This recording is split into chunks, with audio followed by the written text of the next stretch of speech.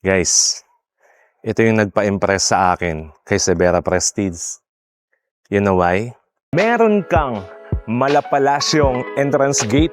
Yung luma, nagiging modern, depende na lang sa idea ng designer or ng architect. Hindi ko ma-imagine na sa likod ng pintuan na to, may natatagong. Kaya na-impress ako sa bahay na to kung paano nila na-maximize yung space na 55 square meters. Tapos ganito yung kinalabasan. Tara na! Ayun na yung ulan!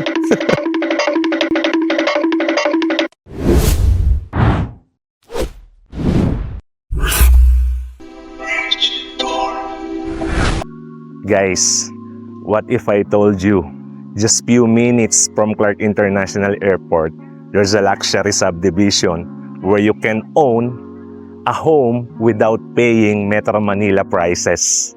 And syempre, no other than Severa Prestige. And for today's video, I'm taking you inside the most impressive subdivision here in Mabalacat City na malapit sa Clarkfield, Pampanga. And these are the things I love about Severa Prestige. Number 1, clubhouse. Nakikita nyo naman kung gaano kaganda yung clubhouse, and meron pa tayong mga landscape parks. And aside from that, meron tayong swimming pool na napakalaking swimming pool. Okay? And meron din tayo, of course, dito kiddie pool where your kids can enjoy swimming during weekends, and syempre, para mas magkaroon tayo ng time or quality time with them. Guys, dito sa clubhouse, meron pa tayong full court size na basketball court na covered. Okay? And, syempre, lalong-lalo na si Dad, kung mahilig kayo sa sports activities, syempre, para mas magkaroon tayo ng healthy lifestyle after nyo sa work, pwede kayong karoon ng exercise activity dito sa may Severa Prestige. And syempre, nowadays, mahilig na tayo sa mga kape ngayon, iba't ibang klaseng mga coffee, kaya meron din tayo ditong coffee shop. So yun guys, dito sa coffee shop, no, part kasi ng clubhouse to ng amenity ni Severa Prestige. So meron pa tayong mga chairs, mga couch dito sa labas. And meron kang mga guests sa bahay na di mo kayang i-accommodate, pwede mo dito sila dalhin, no? Tapos, yung mga kids, lalo na kung may mga kasama sila na mga kids, meron din silang mga kapaglilibangan dito, katulad na lang ng mga to. Di ba? Di na ako kasya. Okay? Yan. So, it's part of the Severa Prestige amenity. Ito. Kaya, di ba parang ang sarap tumira dito kay Severa Prestige. And number 2, meron kang malapalasyong entrance gate. And number 3, yung landscape park na hindi mo makikita sa ibang mga projects katulad nito. At number 4, na isa sa mga nagustuhan ko dito is meron na siyang sariling commercial establishments na kung saan yung mga convenience store na nandyan na lahat ng mga pangangailangan natin. Like 7-Eleven, meron na rin tayong mga restaurants, mga coffee shop, and iba't iba pang mga pangangailangan natin na pwede nating mabili.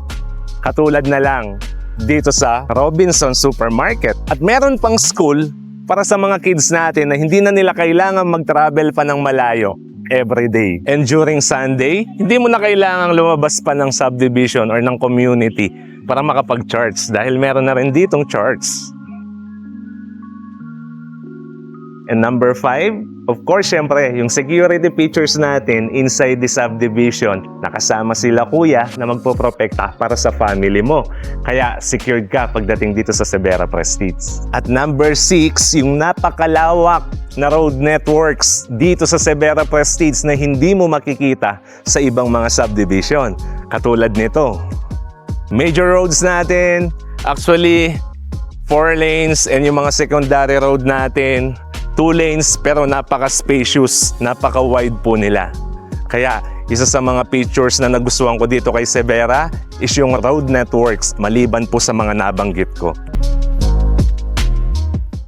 Guys, ito yung nagpa-impress sa akin kay Severa Prestige. You know why? Look at the design. And alam mo ba na itong bahay na to na townhouse is 55 square meters lang? Nasa 87 square meters yung floor area. Meron siyang 3 bedrooms and meron pang carport at 2 pa yung toilet and bathroom. Kaya na-impress ako sa bahay na to kung paano nila na-maximize yung space na 55 square meters tapos ganito yung kinalabasan. And nandito tayo ngayon. Actually, by the way, pasads ako ng pasads. Dun sa mga previous videos natin, ang tamang pronunciation pala is pasad. Okay, take 2. Nandito tayo sa pasad. Parang mas okay nga yun ah. So, kaya ano pa? Tara, let's go! So guys, this will be your carport. Kasya dito kahit na pick-up truck or van. Tapos, meron pa siyang pocket garden. Na talaga namang masasabi ko na kahit wala siyang paint based dun sa design ng bahay. Yan, tingnan niyo yung wall. Wala siyang paint, pero ang ganda niyang tingnan. Kumbaga parang industrial finish. Gano'n na rin siguro dahil modern stylist design ito. Siguro may consider ko na Spanish, may pagka-Spanish siya. Okay? And look at this. Yung mga bricks na to. Maybe familiar kayo sa mga ganitong bricks. Pero tingnan ninyo, masasabi ko na matagal na tong nakikita ko. Bata pa lang ako nakakakita na ako ng ganitong bricks. Pero hindi ko ma-imagine na magiging modern yung luma. Tama? Yung luma, nagiging modern, depende na lang sa idea ng designer or ng architect. Tingnan ninyo dito. Ang ganda niyang tingnan. Ano yan ha? Paintless yan. As in, semento pa rin. Pero, iba talaga kapag ganito yung concept ng bahay. Tapos, ito. Sinabayan pa ng glass wall. Diba? Parang dito ko lang nakita yung ganitong design na bahay. Tapos, wide windows.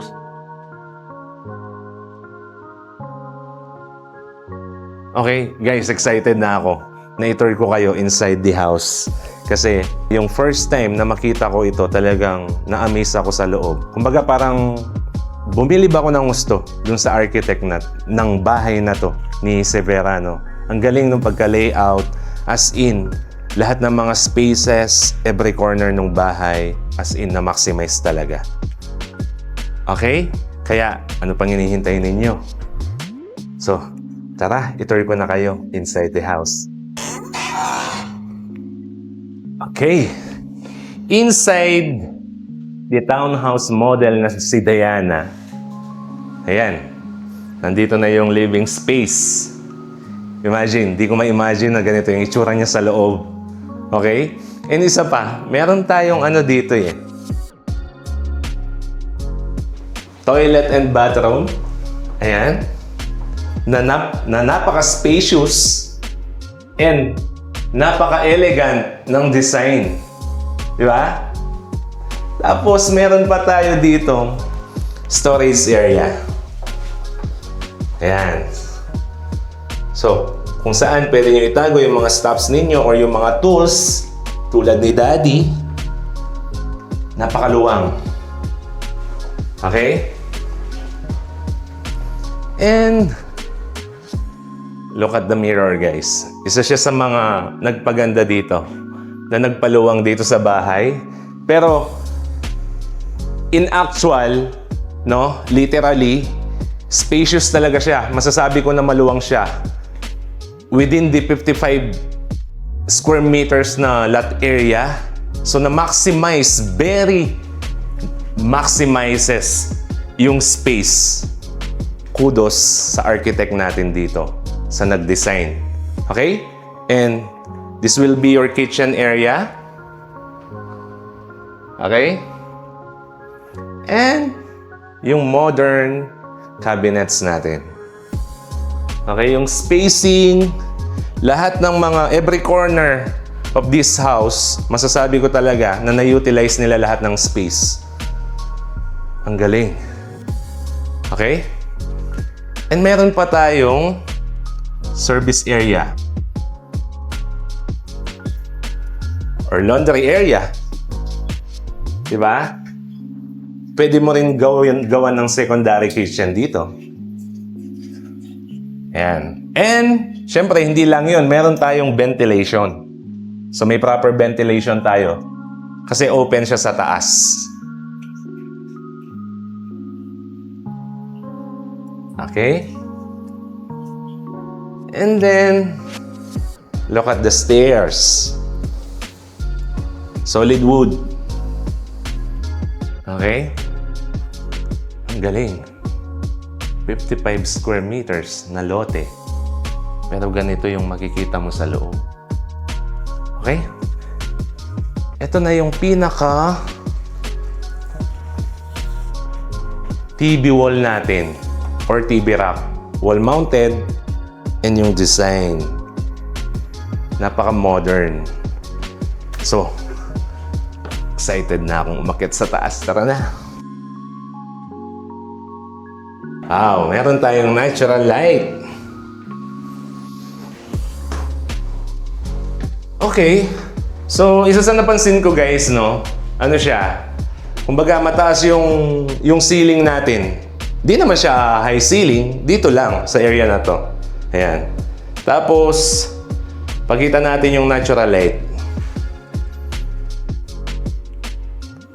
Okay, meron tayong window dyan. Okay? And yung hallway natin, of course, yung 87 square meters na floor area, expect mo na ganito lang yung magiging hallway natin syempre kasi pinagkasya dito yung 3 bedrooms. Tingnan nyo, yung bedroom number 1 natin. Okay? Meron siyang bintana for proper ventilation and natural light, of course, syempre. Tapos, siguro, once na nakarating kayo dito, or once you have this Diana model, once you own Diana model, gayahin nyo na lang kung ano yung ginawa nilang interior dito sa bahay na to. Para hindi na kayo mahirapang mag-isip. Or syempre, kung mahilig naman talaga kayo mag-design nung interior ng bahay ninyo, of course, syempre, expect naman natin na mas magiging maganda naman yung design ninyo kaysa dito. And yung bedroom number 2, ganun din. Ibintana din siya. Spacious, actually, para sa ganitong klaseng bahay. Ano? Di ba? Or gusto nyong gawing loftable bed. Di ba? Pwede rin. Ito na yung mga closets. Di ba? And guys, dito ako na-impress sa master's bedroom. Napaka-spacious niya. Tingnan ninyo. Queen size bed na meron pa tayong space dito na nasa around 70 centimeter dito sa area na to. Tapos, meron pa tayong space dito na nasa around 80 centimeters. So, ganun yung spacing. Tapos, ilagay mo lang yung queen size bed. So, kumbaga, syempre, si Mrs. or si husband, kung nakahiga na, unlike dun sa nakadikit siya sa wall, di ba, minsan, tatalunan mo pa yung asawa natin, di ba? So, dito, hindi na. So, upo ka lang ng ganyan, then higa ka na. Okay na yon, di ba? And nandito na rin yung mga closets. Di ba? Vanity kit ni Mami. Ayan. Okay? Tapos, guys, imagine, ikutan mo yung pakita natin yung bedroom. So, ayan, di ba? Okay? May bintana tayo dito na napaka-lawak na bintana. Okay? Tapos, hindi ko ma-imagine na sa likod ng pintuan na to, may natatagong master's bathroom. Pasok!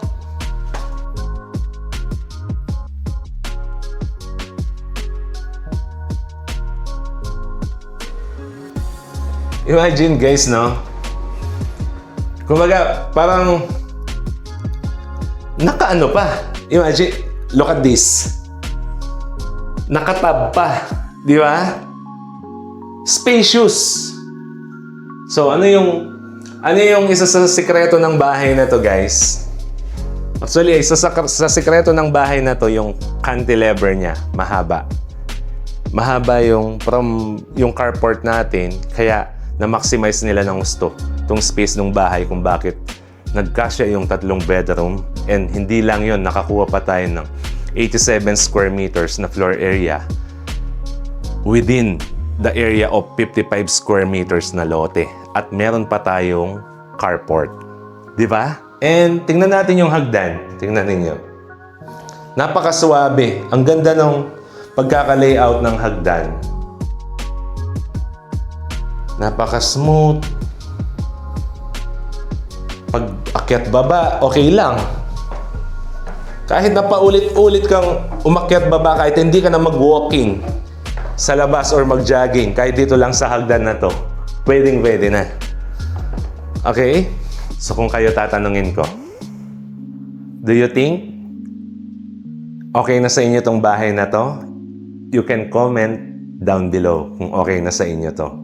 And guys, isa sa mga nagustuhan ko pa dito kasi may pabonus si developer, naka-smart lock na po yung mga doorknobs natin, included na po yan sa package, and meron po tayong 2 CCTV cameras dito tsaka sa likod ng bahay. This house meets actually my expectation para sa ganitong klaseng townhouse unit, no? Meron na siyang 3 bedrooms and 2 toilet and bathrooms. Pag-usapan muna natin yung price. By the way, the price is 4,250,000. You can actually own it through Pag-ibig Financing kung ayaw mong maglabas ng cash for as low as 24,000 monthly amortization. Kaya abot kaya na ng bulsa kung kayo nag-i-income kayo ng around 50,000 to 60,000 pesos monthly. Kaya kung interesado ka sa bahay na to, nandyan po yung contact number namin dyan sa may description section and yung naka-flash sa screen. Nandyan na rin yung email address namin for full details about this property. And of course, syempre, wag mong kakalimutan, kung first time mo mapanood itong video ko and kung bago ka sa channel na to, wag mong kakalimutan i-click yung subscribe button and paki-click na rin yung notification bell. And baka pwede naman makahingi ng isang like para naman sa mga susunod pa nating video, ganahan naman si Project Tour. Okay? So once again, your one and only Chris from Project Tour, from the Forge Realty Corporation. To God be the glory. Wait. Teka lang, muntik nang makalimutan. Siya nga pala, gusto ko lang i-promote, no? Meron pa tayong mga available lot only dito sa Severa Prestige. Kung gusto ninyong kayo yung mag-design ng sarili ninyong bahay dito sa Dream Subdivision kay Prestige. And price natin per square meter is 20,000 pesos. And you can actually own a single lot here in Severa Prestige through in-house financing as low as 10% interest rate per annum. And ang magiging monthly mo is nasa around 29,000 pesos lang. So yun na, sige na, bye-bye! Tara na! Ayun na yung ulan!